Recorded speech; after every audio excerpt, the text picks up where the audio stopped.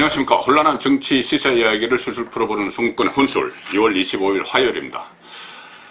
오늘 당정청 회의가 열렸습니다.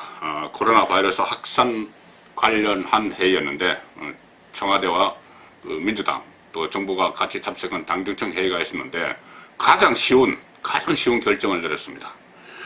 대구와 경북 청도를 감염병 특별관리지역으로 지정해서 최대한의 봉쇄 정책을 시행한다. 이렇게 결정했습니다. 차단한다는 이야기죠. 대구와 청도를 고립시켜버리겠다. 바이러스가 더 이상 단대로 퍼지지 못하도록. 얼마나 쉬운 방법입니까? 정부가 할 수 있는, 정부가 가장 쉬운 방법을 선택을 했습니다. 통상의 차단 조치를 넘는 최대한의 봉쇄 조치를 시행한다. 이렇게까지 이야기를 했습니다. 자, 결국은 이 집권 세력이 정치적인 이유로 중국인들의 입국, 중국을 경유한 외국인들의 입국을 전면 봉쇄하지 못하고 그 결과로 결국은 대구를 고립시켜버렸습니다. 이 책임을 어떻게 져야 될지 이 책임은 분명히 물어야 됩니다. 초기 대응 실패, 이것은 명백한 직무유기죠. 직무유기는 탄핵감입니다. 자, 직무유기, 저는 크게 봐서 세 가지 직무유기를 했다고 보는데, 첫 번째는 지금 말씀드린 대로 중국인들을 입국 봉쇄하지 못해서 우리 국민이 전 세계에서 봉쇄당하는 그런 결과를 지금 가지고 오고 있습니다. 심지어 우한 폐렴의 발생지인 중국에서조차 한국의 이 방역 대책을 조롱을 하고 또 봉쇄를 하고 있습니다. 한국 사람들은 못 오게 하는 그런 봉쇄까지 하고 있습니다. 중국의 유학생들, 한국에 오는 유학생들이 처음에는 우리가 중국 유학생들 오면 어쩌지 걱정을 했는데 오히려 중국 유학생들이 한국에 안 온답니다. 휴학을 신청을 하면서 한국에 오기를 꺼리는 그런 분위기까지 되어 있습니다. 거꾸로 되어 있죠. 또 우리 국민들이 아프리카에 있는 이름도 모르는 섬나라에 가서 여권 빼앗기고 격리당하고 베트남에서도 공항에 내리자마자 또 격리당하고 온갖 수모를 다 겪고 있습니다. 초기 방역 실패 때문에 그렇습니다. 이건 명백한 직무유기입니다. 그리고 또 지금이라도 중국인들을 입국을 금지하라는 청와대 청원 게시판에 76만 명이 서명을 해서 일단 마감이 됐는데 여기에 대해서는 청와대가 답변을 해야죠. 20만 넘으면 답변을 하도록 되어 있으니까 한 달 동안. 그런데 답변 안 하고 한 달 후에 하겠다고 합니다. 그러니까 입국 금지 아직 안 하겠다는 이야기죠. 지금 대한의사협회에서 7번이나 중국인들 입국 금지하라고 촉구를 하고 정말 업소를 하고 호소를 했는데도 안 하고 있습니다. 도대체 왜 그럴까? 다른 이유가 설명이 안 됩니다. 오직 하나, 시진핑 눈치보기죠. 중국 눈치보기입니다. 자, 며칠 전에 시진핑에게 시진핑에게 전화를 해서 온갖 칭찬을 다 들었습니다. 고맙다. 칭찬 다 들었습니다. 우리 봉쇄 안 해줘서 우리 국민들 마음대로 한국 가도록 해줘서 고맙다고 온갖 칭찬 다 들었으니까 지금 봉쇄할 수가 없는 그런 상황이죠.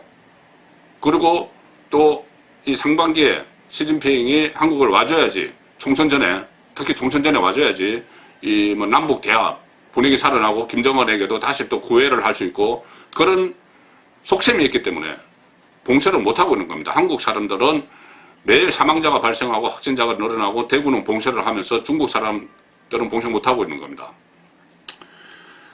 그런 상황인데 지금도 중국 사람들이 몰려오고 있습니다. 유학생들은 그렇다고 한국에 오래 있어야 되니까 한국에 안 들어오고 오히려 그런 현상이 나타나지만은 일반 중국인들은 몰려오고 있습니다. 지금 2월 4일부터 코로나 본격적으로 시작된 2월 4일부터 23일까지 중국 사람들이 무려 10만 명이 입국을 했습니다. 출국은 하루에 2만 명 정도뿐이 안 합니다. 한국에 와 있는 거죠. 하루에 5천 명씩 중국 사람들이 몰려옵니다. 그런데도 막지는 않고 대구만 막았습니다. 그것이 직무유기 첫 번째고, 직무유기 두 번째는 비상경보 상향을 늦장 대처한 것이죠.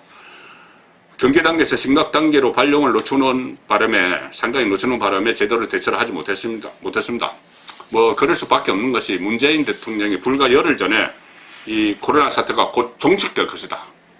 불과 열흘 전에 그렇게 이야기했습니다. 그렇게 이야기한 마당에 갑자기 심각으로 단계로 바로 올리면은 거짓말 한 게 됩니다. 거짓말 한 게 되니까는 그렇게 못하는 측면이 있습니다.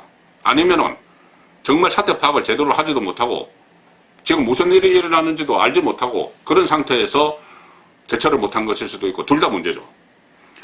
세 번째 직무유기는 청와대가 대통령이 컨트롤 타워 역할을 아예 포기한 겁니다.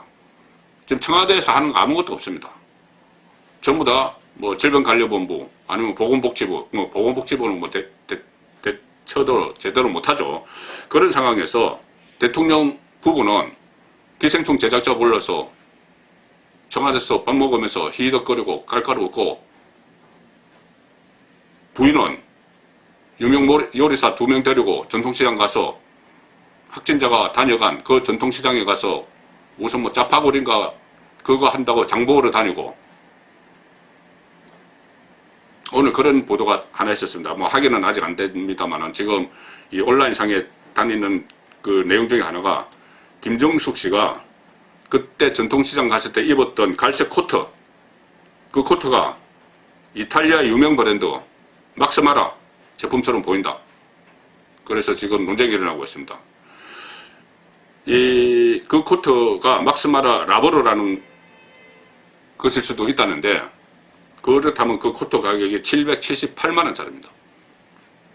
이 부분은 정확히 좀 확인을 해볼 필요가 있습니다. 과연 대통령 부인이 국민 세금으로 사입었는지, 뭐 본인 돈으로 사입었다고 해도 문제고 778만원짜리 코트를 입고 있었는지 한번 따져봐야 됩니다.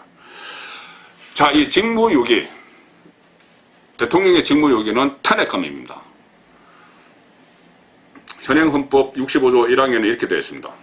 대통령은 그 직무 집행에 있어서 헌법이나 법률을 위반한 때에는 국회는 탄핵 소추를 의결할 수 있다. 이렇게 규정되어 있습니다. 박근혜 전 대통령이 그래서 탄핵을 당했죠. 그리고 이 직무유기라는 것은 공무원이 정당한 이유 없이 직무 수행을 거부하거나 그 직무를 유기함으로써 성립하는 범죄입니다. 형법 122조에 나와 있습니다. 직무 수행을 거부한다는 것은 능동적으로 그 직무를 수행해야 할 의무가 있음에도 불구하고 이를 수행하지 않는 것을 말합니다. 자, 헌법 69조를 한번 또 보겠습니다. 대통령은 취임에 점에서 다음에 선서를 합니다. 나는 헌법을 준수하고 국가를 보위하며 조국의 평화적 통일과 국민의 자유와 복리의 정진 및 뭐 이렇게 나옵니다. 국민 복리, 행복과 이익, 이것을 정진시키는 직책을 수행해야 되는데 그 직책을 수행하지 않았습니다. 오히려 더 악화시켰습니다. 그렇기 때문에 이 세 가지 직무유기가 있었고, 크게 큰 틀에서 세 가지, 이번 코로나 사태에서 세 가지 직무유기가 있었고, 그 직무유기는 법률 위반이므로 탄핵감입니다.